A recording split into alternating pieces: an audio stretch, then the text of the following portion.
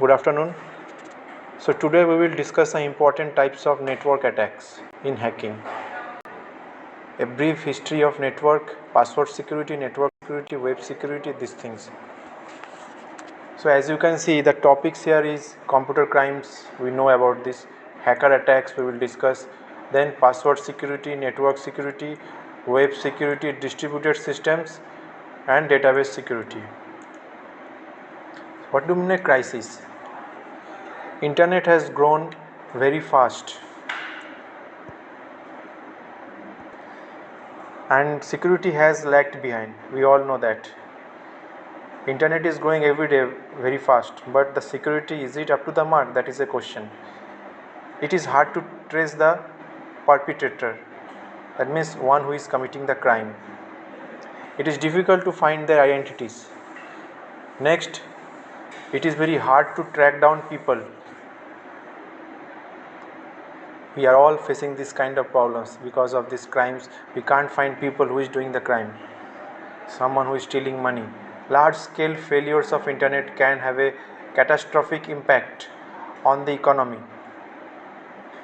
which relies heavily on electronic transaction. On the other way, we can say because of electronic transactions, lots of failure we are facing because of the non-security of electronic transaction. So this leads to failures of internet, and of course it is impacting our economy also. Now let's see some of the examples of computer related crimes which were done earlier till date. We start from the beginning of 1988. A program known as worm program, written by a college student, shut down. So this shut down the system. It was initially started in 1988. Today we have 10,000 incidents of cyber attack. You can imagine that 10,000 means how many crimes is increasing day by day. Next is computer crime in the year 1994. A 16-year-old music student called Richard Price. He is better known by hacker alias Data Stream Cowboy. He is a hacker, Data Stream Cowboy. He was arrested. He broke into hundreds of computers. Then Russian hackers. Russia is very popular for hackers. I mean good and bad, both kind of hackers you can see. But still a group directed by Russian hackers. They broke into the computers of Citibank and transferred $10 million customers. $10 million from customer accounts. But the bad thing is that they have recovered only $4 lakh from the estimated $10 million. So it's a loss of money. Then in the year 1995, this class is going to be a very important class, so it will take little bit longer. Have patience for this ethical hacking class. So computer crime of 1995. It's Kevin Mitnick. He is charged with stealing 20,000 credit card. Can you imagine this, stealing 20,000 credit card numbers? Of course a talented guy, but he utilized his talent for bad work. That's why he spends 4 years in jail. And on his release from his parole, he demands that he avoid contact with computers and mobile phones. But I don't know how much it was done. Then Christopher Pyle. He was also a great hacker. So I think you can see so many. I am not reading each incident. This is just a glimpse about so many crimes which are committing because of cyber fraud. This is directly or indirectly linked with ethical hacking. Next, in the year 1998, Melissa virus. It's a very popular virus. Still now people remember this virus because the computers around the globe was impacted because of this Melissa virus. After a short investigation, FBI, means Federal Bureau of Investigation, FBI tracked down and arrested the writer of the virus. Who was that? A 29-year-old New Jersey computer programmer. New Jersey is a city, I think you know. It's in United States. Maybe in Canada, I can't recall. But it's a very popular city, New Jersey. His name was David L. Smith. So more than 90% of large corporations and government agencies were the victims of computer security breaches in 1999. So 1999 was a very popular year in the name of ethical hacking, you can say. Then again 2000, computer crime in the year 2000. So many incidents of ethical I mean hacking crimes were committed. How many should I name? I am giving you the important names. In February, some of the most popular websites in the world such as Amazon, Yahoo are all attacked by bogus request form data. Next virus came, his name was I love you virus. This I love you virus was also very popular because of the name given to this. It also attacked many computers around the globe. So over the coming months, viruses are released that didn't go enough to protect themselves. Then in October, Microsoft admits that its corporate network has been hacked. Microsoft, company like Microsoft also faced this kind of hacking problems because they also admit that its corporate network has been hacked and the source code for future Windows product has been seen. Now why security? This is a very important question. Why security? Security plays a major role. Some of the sites which have been compromised till now is United States Department of Commerce, NASA. They are all very corporate, but still they were hacked. Can you imagine if companies like these giant companies are being hacked? Then what about normal people? So for computer we can say on the other side we are not secure, but on the other side we are secure also. Now how you take these things is up to you. US Department of Commerce, NASA, CIA, Central Intelligence Agency, it's are all American based, USA based company organizations. Some are government, some are high level astronomical companies, astronaut level companies, Greenpeace, Motorola, UNICEF, Church of Christ. Some sites which have been rendered ineffective, Yahoo, Microsoft, Amazon. Why do hackers attack? This is a big question. Why do hackers attack? Because they can. A large fraction of hacker attacks have been pranks. I think you know the meaning of prank. Prank means not real. Most of the hacking attack you will find is just a joke. They just do it for fun. Neither it is money theft, neither it is data theft, neither it is stolen identity, neither it is any kind of loss in the terms of user. But hackers do some kind of joke. Hey, hello, you are being hacked. Just a message. Just they are showing that they get fun out of this. These hackers are not at all dangerous, this kind of hacker. But real hackers, they do some damaging things. Next is financial gain. This is very dangerous hackers. Espionage. You know about espionage? Venting anger. Sometimes venting anger also. Suppose you block a company's server. It is showing anger that you have terminated me, now I am taking revenge on this. So many examples we see. So many great developers were terminated, but later they took a revenge by doing hacking of that company. Next is, as you can see, the types of hacker attack. Some of the most popular types of hacking attacks are active attacks, passive attack and active attack. So you know what do you mean by active. Suppose if I ask you active smoker, passive smoker, same thing here, active attack, passive attack. Active, what you can see, passive which you can't see, but internally this attack is going on like a cold war. When you realize this, you will find everything is damaged. So what is the active attack? Denial of service, breaking into a site, intelligence gathering, resource usage, or deception. What are passive attacks?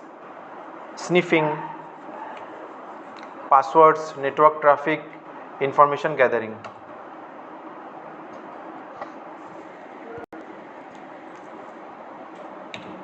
Now, modes of hacker attack.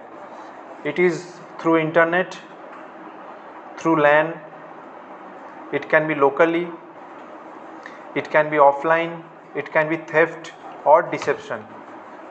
What is spoofing? Spoofing is a very popular term in ethical hacking. An attacker alters his identity so that someone thinks he is someone else. This is spoofing. I am showing you I am on the behalf of that bank, but actually I am not on the behalf of that bank. I may be from some other bad organization. So the real definition is this: email, user ID, IP address, this all can be a spoofing example. Attacker exploits trust between user and network. Types of spoofing: IP spoofing, email spoofing, web spoofing. What is IP spoofing? Flying blind attack. This is also known as flying blind attack. Attacker uses IP address of another computer. Yes, it uses the IP address of another computer, you heard right, to acquire information or gain access. So they are trying to show you someone else, but actually they are not so. You must be very careful. Now how you will check, that's a different thing. That's why ethical hackers are there, they can find. So this is how the system works. Spoofed address, and this is the address of Mr. John. And from address to address. From this picture you can see someone is trying to copy the address of some other. Or you can say someone is trying to take the IP address of other and to the server they are going through a via medium. So the best thing is that the hacker are not get caught. Who will be caught? So you can guess from this. Who is the victim? You can guess from it. Suppose I am stealing by the name of other people. Initially people will track that man, the genuine person, the honest person. Later, after investigation, as you know, people are stealing money in hacking, but the tracing destination wherever the people are going, they find that the hacker has given a fake IP or fake address. As a result, you can't trace from where they are. It means through the use of VPN, maybe they are sitting in Australia, but they are through the use of VPN they are showing they are sitting in UK or any European country. How you will trace these people? That's why you must be very advanced in ethical hacking. Old technology will not work. Your degrees will not help you so much unless you upgrade your knowledge.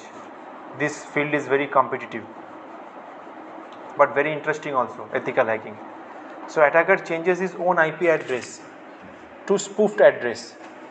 Attacker can send message to a machine masquerading as spoofed machine.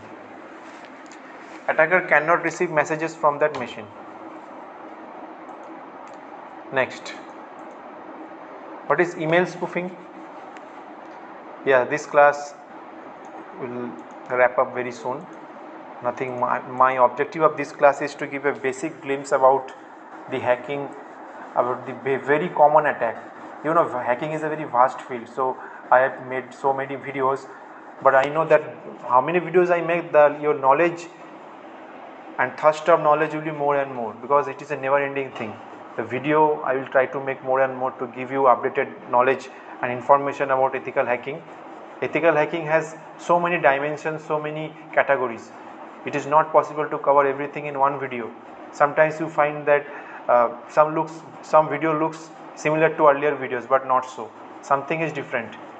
In email spoofing itself, lots of categories there. In phishing attack itself, more than 7 kind of phishing attack is there. So I have to create 5 videos on phishing only. Still that will not cover the complete knowledge. I hope you are understanding the point. So what is email spoofing? Attacker sends message as someone else. What can be the repercussions? Types of email spoofing. Suppose I am creating a email account in the name of some other company, but that's a fake. Create an account with similar email address, sanjaygoel@yahoo.com, but this email ID is fake. This is not real. But maybe Sanjay Goel, some reputed person, is there in the Yahoo company. But once I create this fake email ID, normal user may think that it's real Sanjay Goel and they may reveal the confidential information. At least 2 out of 10 can be fooled. Nowadays technology is advanced, but still many people are backdated. So a message from this account can perplex the students. Then modify a mail client. Attacker can put in any return address he wants in the mail. Then telnet. Most mail server use port 25 for SMTP.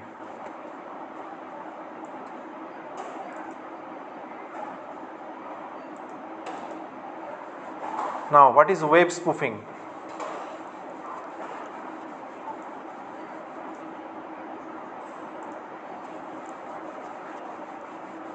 You can guess from email spoofing what is web spoofing? Yeah, a kind of fake domain.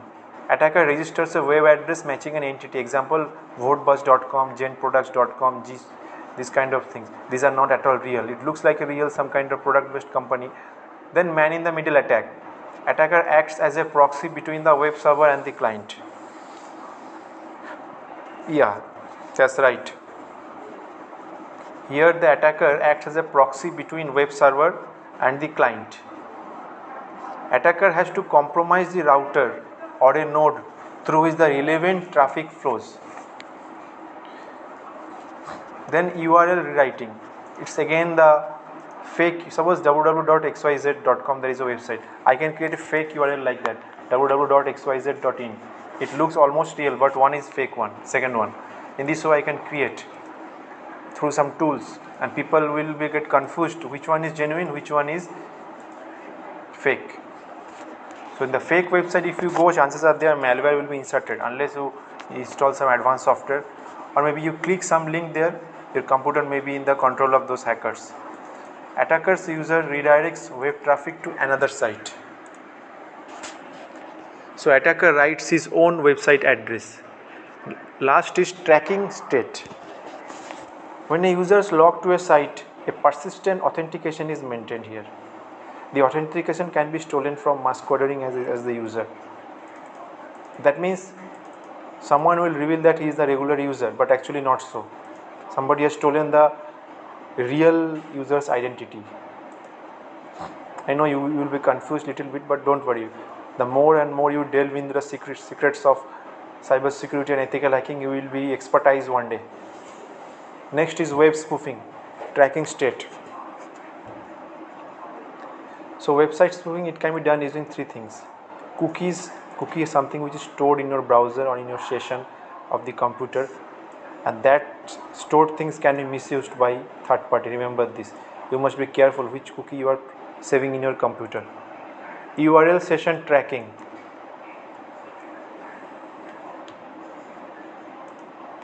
Next is session hijacking. The process of taking over an existing active session. This is known as session hijacking. What is the modus operandi? Users make a connection to the server by authenticating his user ID and password. Hacker takes the user offline by denial of service. Hackers gains access to the user by impersonating the user. Now session hijacking. Bob to server. Attacker can monitor the session, inject something into the session, launch passive and active access on the session. Suppose this is the attacker, this is you, this is the server. You are requesting something to the server, but the attacker is modifying your command, then sending it to the server. As a result, the request which you are actually supposed to get, you are finding the modification of that actual request. The modification of that actual request you are getting, and you are not realizing that is done by the attacker. As a result, attacker is indirectly getting control of your computer. Next is session hijacking. How does it work? Attackers exploit sequence numbers. It is a 32-bit counters. Then receiver and sender have their own sequence numbers. When two parties communicating the following and IP address, generally port numbers. Port number is a medium of communication between a network. It is not that UC port. A network has a port.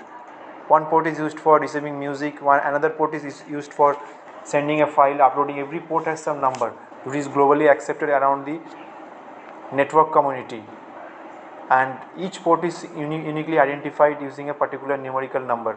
So port is a medium through which different networks around the globe communicate between each other. The sequence number. IP addresses and port numbers are easily available. So once the attacker gets the server, he can hijack the session. Next is denial of service attack. What is denial of service attack? Attack through which a person can render a system unusable. It can make a system unusable or significantly slow down the system for legitimate users by overloading the system so that no one else can use it. This is another thing. A person can render a system unusable or significantly slow down the system for legitimate users. Legitimate users will not get the exact request from the server. It blocks the legitimate user. How?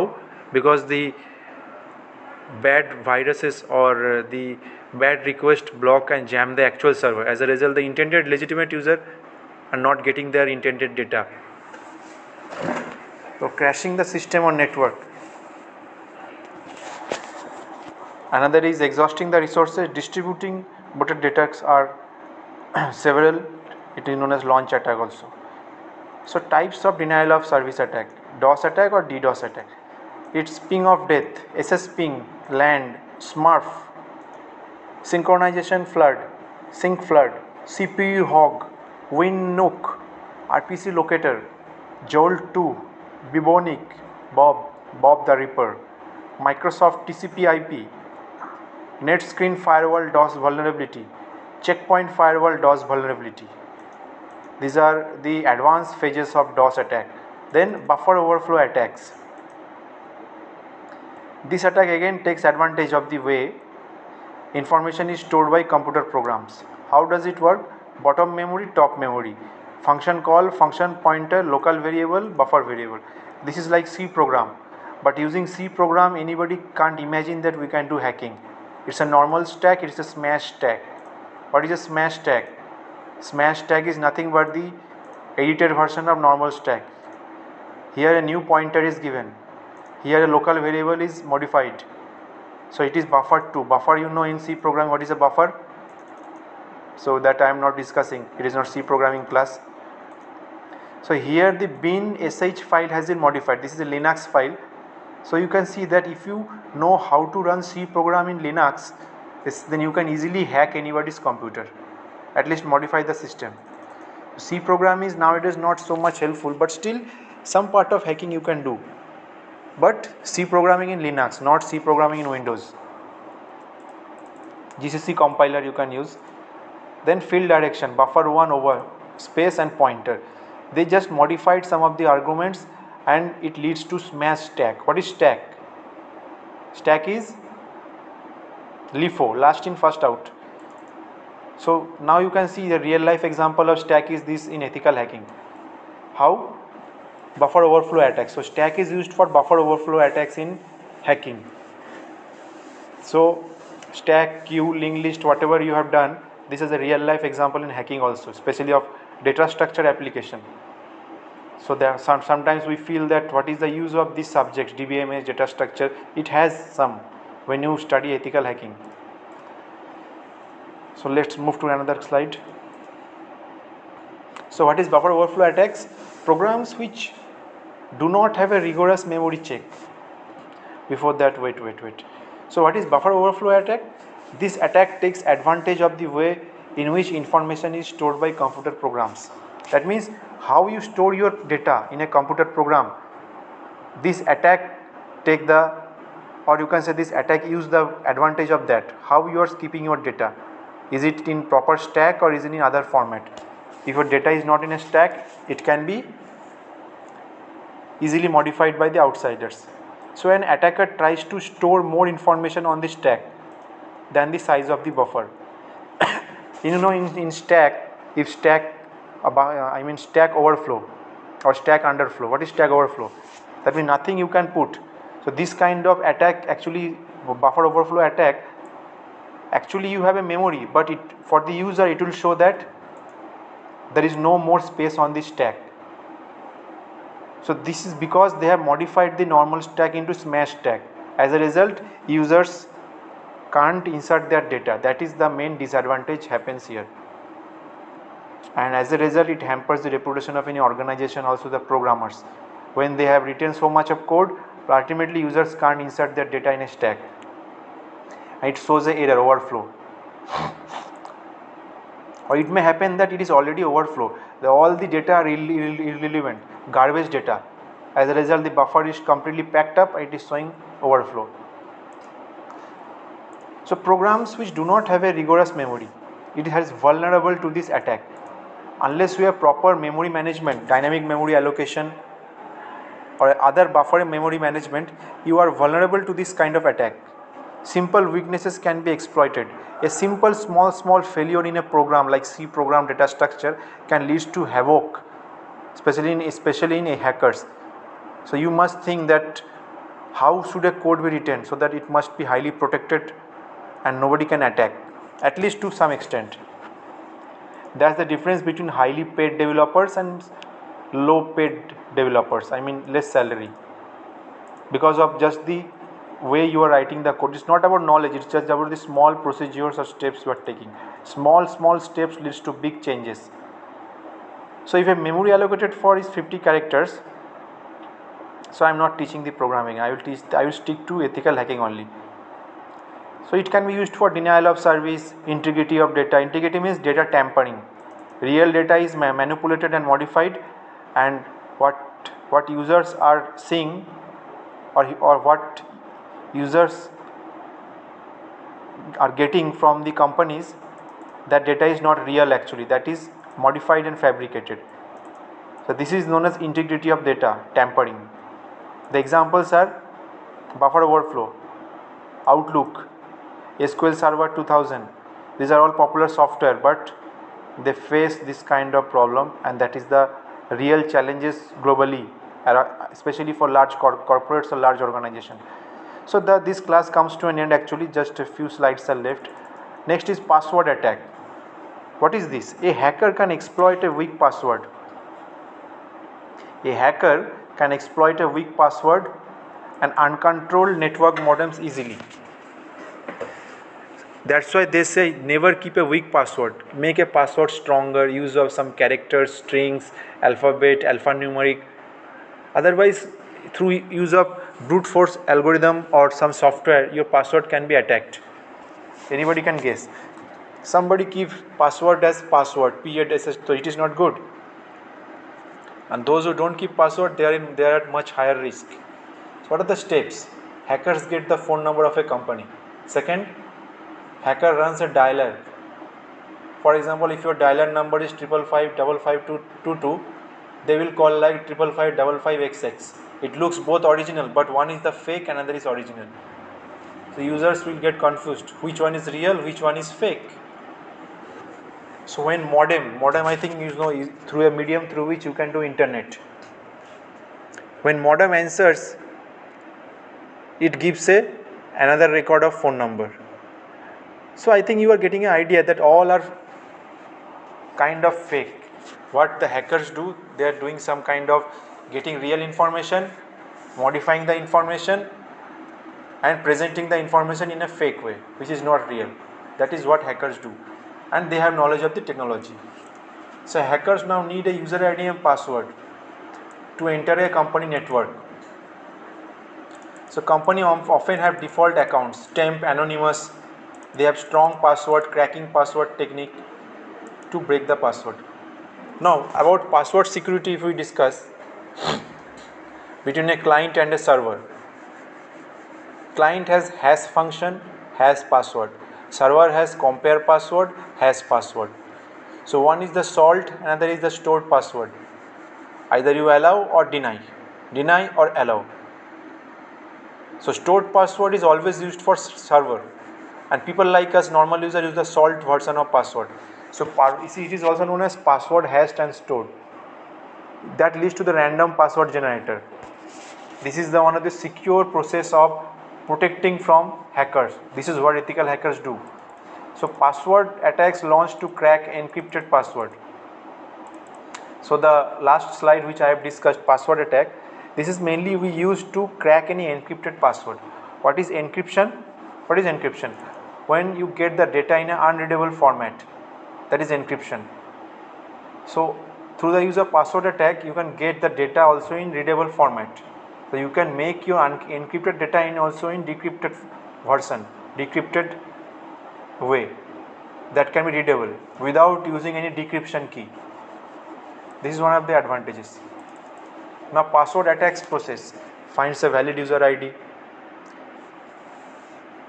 They generally try to attack the most popular user ID. For example, xyz@gmail.com. So now they will use this to create a fake email ID, xyz1 or xyz@yahoo.com. Now you will feel that XYZ is it's a genuine person, but actually not so. So they find a list of valid user ID. Second, list of possible passwords. They find a list of possible passwords. High probability to low probability. Then chances of success, either success or failure, like a probability. Suppose if I throw a dice, head or tail, sorry, if I throw a coin, head or tail, can you predict it? You can't predict. It's a luck kind of thing. Suppose if I throw a dice, 1, 2, 3, 4, which one will come? Like a Ludo game. Can you imagine it? No, you can't predict. So these are lucky kind of thing. But still, these softwares are created in such a way, at least 90% comes true. 90% comes true. How? If they attack 10 organizations, at least 5 organizations password can be cracked. How? Because they use SQL injection to enter into database. So database has all the passwords which you can't see, but which is encrypted, but you have the access. Now using technology we can predict the password. So much technology is advanced nowadays. So I think you must use as possible strong and long password, and frequently change the password between 2 months, 3 months, especially your ATM cards, your net banking passwords. If you don't change, you will find the net banking companies, I mean suppose some bank, they themselves are forcing you to change the password. Suppose if you don't log into your account for too long, 1 month, 2 months, after 3 months if you try to log in, they will say change your password automatically, otherwise you can't. That means profile password, net banking password. Next, so password attack types: dictionary attack, brute force attack, social engineering, dumpster diving. What is dictionary attack? So this class almost comes to an end. That just be with me for another 5 minutes, it will be over. Hacker tries all words in dictionary to crack password. 70% of the people use dictionary words as passwords. You will see that most of the people try to use easy password. I don't know why. I think they forget. What they do, their password is also a password, password. Username is admin. Most of the people do this kind of mistake. So don't do this. So that's why hackers get a chance that let's try the random error, I mean probability, permutation, combination, all kinds of things. These mathematics equation and these logics are already practical in hacking world also. Then brute force attack. Try all permutations of the letters and symbols in the alphabet. So can you find the difference between brute force and dictionary? Brute force is all kinds of combination, permutation and combination of letters, symbols, alphabet. What is dictionary? Only in your dictionary, I mean only in your stock of database, whatever the passwords are there, they will try. It means for dictionary attack it is limited. For brute force it is unlimited. That is the only difference. Now what is a dictionary? It is not like that book dictionary. Every organization has some dictionary, and every organization dictionary is managed by or monitored by some kind of hacker if it is a reputed. So hackers know where to apply dictionary, where to apply brute force. Brute force risk is more, for dictionary limited, because they just need to crack, they need just few part of the database, because they are also at risk. You know that when hackers are committing a big crime, they are also at risk, because once if legal agencies catch them, these hackers have to go behind jail for at least whole lifetime. So it is not so easy. They also take risks to get lots of reward. At least they feel in that way, but that is not a good way. You must use the hacking knowledge for good purpose, I believe. Then social engineering. People write password in different places. We do people like us in Facebook. I have seen that many people are sharing their password in Facebook to their friends. I don't know why. Many people are writing their password in your phone number, in your phone contact details. Many people are writing password in a piece of paper and putting on the refrigerator. What is this? That means your all things are not protected. If you write password, it must be there in your memory only. Don't write the password any other place. This basic mistake can put you in lots of trouble. People sometimes disclose password to their relatives, that hey, this is my ATM card, this is my password, kindly withdraw the money. Don't do this. This is the social engineering attack. You don't know that who is your friend, who is the enemy, especially in social networking sites. Then shoulder surfing. Hackers watch over people's shoulders to steal password. That means try to be friendly with you. Dumpster diving attack. People dump their trash paper in garbage. You put your trash paper in garbage every morning. That means it is the most dumb people do this kind of attack who are not at all intelligent. Suppose you have written password in a piece of paper and putting that paper in a garbage and throwing the garbage. So what will happen? The garbage man may get your password. So many small mistakes can lead to big catastrophic change. So what is the conclusion? Computer security is always a continuous battle. This battle will go on and forever. Good side, bad side, bad side, good side. Something may lose, something may gain, something nothing. Win-win situation, lose-lose situation, win-lose both. So you have to be always aware. Computer security is not 100% always. You can't say. Sometimes it is 90%, sometimes anything can happen unless you are unless you are using the latest technology or you are upgrading your knowledge as per the latest technology. Upgradation of knowledge is very much required in every field. Also the onus goes to the developers also who is writing the code. If your code is not protected, today you are writing some code, maybe it will impact after 20 years. So for today only you have to think what is going to happen after 5 years.